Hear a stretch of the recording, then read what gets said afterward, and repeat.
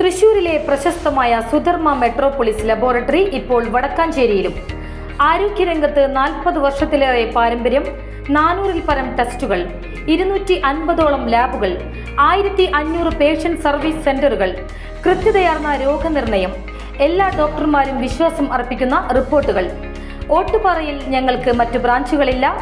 Sudharma Metropolis, കോടതിക്ക് പിൻവശം, Ganapathi complex, girls high school road, Vadakkanchery.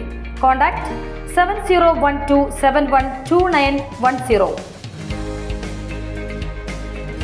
Sreenarayana ഗുരുവെന്ന മഹത് വ്യക്തി ജനങ്ങളുടെ ഉന്നമനത്തിനായി പരിശ്രമിച്ചപ്പോൾ അത് നടപ്പാക്കി കൊണ്ടുവന്നത് ക്രിസ്ത്യൻ മിഷണറിമാരാണെന്ന് വി. അനിരുദ്ധൻ. നമ്മുടെ ഛത്തീസ്ഗഡിൽ 2 കന്യാസ്ത്രീമാരെ അറസ്റ്റ് ചെയ്തു എന്ന കാരണത്താൽ ഇവിടെ ധാരാളം പ്രശ്നങ്ങളും വിഷയങ്ങളും സമരങ്ങളും കോലാഹലങ്ങളും ഒക്കെ ഉണ്ടായിക്കൊണ്ടിരിക്കുകയാണ്.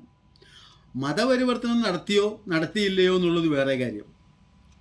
നമ്മുടെ സമൂഹത്തിൽ ഒരു ഗതിയും പരഗതിയുമില്ലാത്ത ഒരു വിഭാഗവും വിദ്യാഭ്യാസവും ഒന്നും അറിയാത്തതും ആയിട്ടുള്ള ഒരു വിഭാഗം കൂടുതലുണ്ട് എന്നുള്ള കാര്യത്തിൽ നമുക്ക് മറക്കാൻ പറ്റില്ല. ഇന്നും സാധാരണക്കാരൻ ആൾക്കാർ ഇവിടെ വന്നിരുന്നിട്ട് നമ്മൾ അവരോടൊരു OTP ചോദിച്ചാൽ, ഒരു ഇമെയിൽ ID ചോദിച്ചാൽ അറിയാൻ പാടില്ലാത്ത ധാരാളം ജനങ്ങൾ നമ്മുടെ ഇപ്പോഴും ഇവിടെ ഉണ്ട്. നമ്മുടെ ആൻഡമാനിലും മറ്റും ഒരു കാടിൻ്റെ പരിസരത്തേക്ക് ചെന്നാൽ വെടിവെച്ച് വീഴ്ത്തുന്നതായിട്ടുള്ള ആദിവാസികളുള്ള സ്ഥലമാണ്. ഈ സ്വാതന്ത്ര്യം കിട്ടിയിട്ട് ഈ 78 കൊല്ലമായെങ്കിലും നമ്മളുടെ അവസ്ഥ ഇതാണ്. ഇത്രയും മോശമായ അവസ്ഥയിൽ കേരളത്തിലുണ്ടായിരുന്നതുപോലെ ശ്രീനാരായണ ഗുരു എന്ന് പറയുന്ന മഹത് വ്യക്തി ആൾക്കാരെ താഴെക്കിടക്കയിൽ കിടക്കുന്നവരെ ഉന്നമനത്തിനായി പരിശ്രമിച്ചപ്പോൾ സ്വാഭാവികമായിട്ടും അത് നടപ്പിലാക്കി കൊണ്ടുവന്നത് ക്രിസ്ത്യൻ മിഷണറിയാണ് എന്നുള്ള കാര്യത്തിൽ യാതൊരു സംശയവുമില്ല.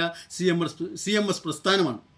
CMS പ്രസ്ഥാനം ഉണ്ടാവുകയും ധാരാളം സ്കൂളുകളും കോളേജുകളും എല്ലാം ഉണ്ടാക്കുകയും അതിൽ നിന്നും ജനങ്ങൾ വിദ്യ നേടുകയും അവരുടെ ശ്രീനാരായണ ഗുരു പറഞ്ഞതുപോലെ അവരുടെ ആരാധനാലയങ്ങളോട് ചേർന്ന് വിദ്യാഭ്യാസ സ്ഥാപനങ്ങളും അതുപോലെ തന്നെ വ്യവസായശാലകളും വന്ന് എല്ലാവരെയും ഉന്നമനത്തിലേക്ക് കൊണ്ടുവന്നു.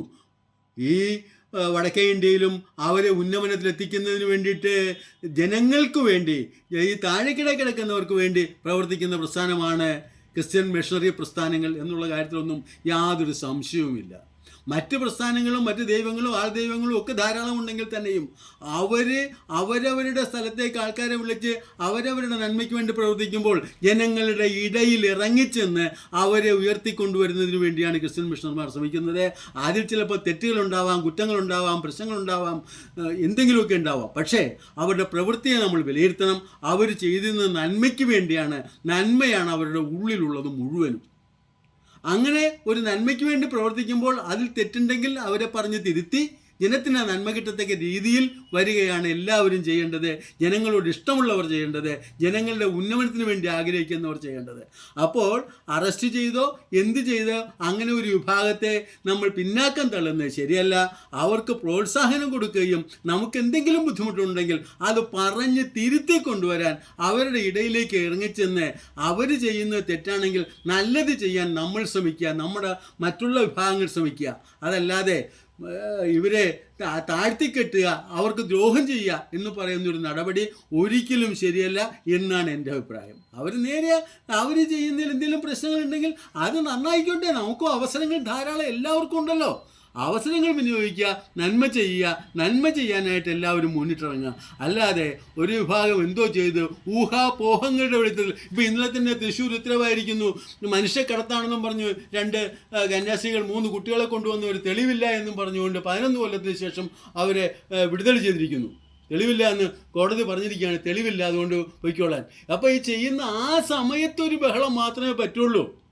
അപ്പോൾ അതുകൊണ്ട് ഇതുപോലെയുള്ള പ്രവൃത്തിയിൽ നിന്നും നടത്തുന്നവർ, ഭരണകർത്താക്കൾ പിന്നാക്കം പോയി ജനങ്ങളുടെ നന്മയ്ക്ക് വേണ്ടി, ജനങ്ങൾക്ക് നല്ലത് വരാൻ വേണ്ടി എല്ലാവരും പരിശ്രമിക്കണം. അതിനുവേണ്ടി ചെയ്യണം. എന്തെങ്കിലും ചെയ്യുന്നവരെ പിന്നാക്കം തിരിക്കുന്നുള്ള നടപടി ആരുടെ ഭാഗത്തും ഉണ്ടാകരുത്. കേരളത്തിലാണെങ്കിൽ എത്രയോ മഠങ്ങളുണ്ട്. ഒരു ഗതി. ഞാനിപ്പോൾ ചേലക്കോട് ഒരു മഠത്തിൽ പോയപ്പോഴത്തേക്ക് അവരുടെ അഴുക്കും അവരുടെ മലമൂത്ര വിസർജനങ്ങളും എടുക്കുന്നത് അമ്മമാരാണ്. ഇത് വേറെ ആര് ചെയ്യും? കിടക്കുന്നിടത്ത് എഴുന്നേക്കാത്തവർക്ക് വേണ്ടി ഞങ്ങൾ അവർക്ക് കുറേ സഹായങ്ങൾ എൻ്റെ വ്യക്തിപരമായും എൻ്റെ ആക്ഷൻ എന്ന സംഘടനയിൽ കൂടിയും ഞങ്ങൾ ചെയ്യേണ്ടായി. അപ്പോൾ ഈ പരിസ്ഥിതിയിൽ ഇത് അവരെപ്പോലെ ആൾക്കാരിലേക്ക് വേണ്ടി ജനങ്ങളുടെ ഇടയിൽ ഇറങ്ങിച്ചെന്നുകൊണ്ട് ഡിവോഷനോടുകൂടി ചെയ്യുന്ന ആൾക്കാർ കുറവാണ്.